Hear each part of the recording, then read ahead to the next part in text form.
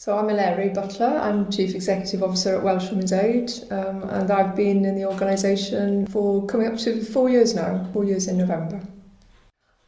I've been doing this role working in ending male violence against women, working in domestic abuse, sexual violence work, women's equality, human rights work since I was at university. And that's really where I started volunteering on the Domestic Abuse National Helpline in England when I was at uni. And also that's probably where I also discovered feminism. And we're talking several years ago, so we're talking the sort of late 80s. There was lots of demonstrations and things going on at that time. We were demonstrating against the poll tax, against Clause 28, against sexual harassment, rape, domestic abuse and so on. So that's where I got involved, I guess, in feminist politics. That's where I really thought, actually, I could combine my values, my commitment to women's equality, with working in the movement as well. So that's kind of where it started. I worked around women's housing and homelessness needs. I also worked in the Women's Refuge in Bristol. So I've got direct experience initially in the wider sector of frontline work. I was one of the first domestic violence coordinators in England that were appointed. I worked in Surrey. There was only a handful of us across the country. This was now in the sort of early 90s, mid-90s. And we were one of the first really to do that. And that coincided with UK government issuing a lot of direction and guidance around multi-agency working for agencies like housing, health, local authorities, police to work together with the voluntary sector. So they started appointing these coordinators across the country.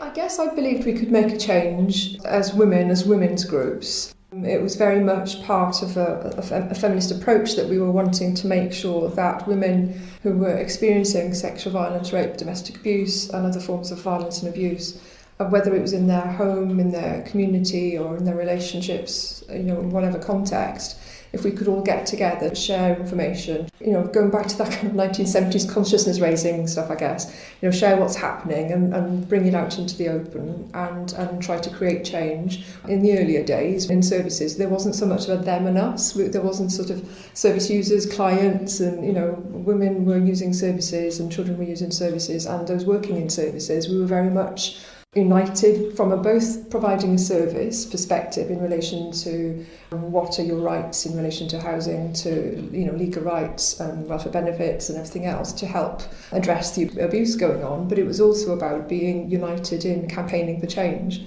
So lots of women using services were also part of the wider support network of the service and used to be part of that discussion around what we need to do to create change. We started collectively criticising statutory services and the government for their failure to act. In the 80s and 90s, it was more of an oppositional sort of relationship, really, between state services. Certainly until more women and more feminists started working in those organisations and going through training for working in housing or social services or CPS or in the police or in government. In the 1990s, those agendas then started to become a bit more shared in relation to the change that we needed to create.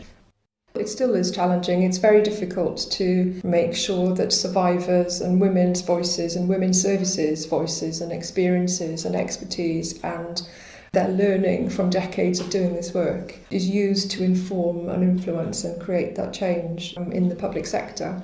We had a lot of optimism and maybe a bit of naivety, but certainly a lot of optimism, a lot of vision in relation to creating a society. We didn't just want to make it better, we want to end violence against women, domestic abuse, sexual violence.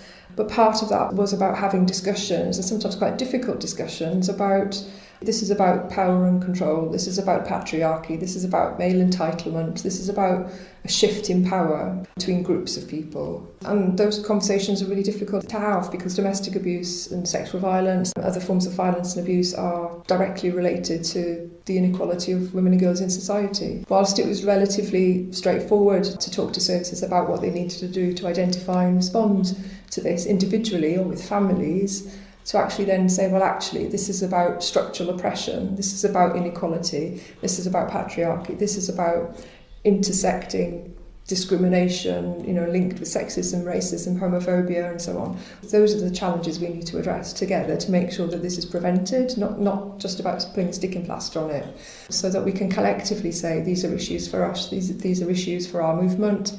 And it's not just about looking at individual services or groups of survivors. It's about building our movement and saying that these are the things we need to see change.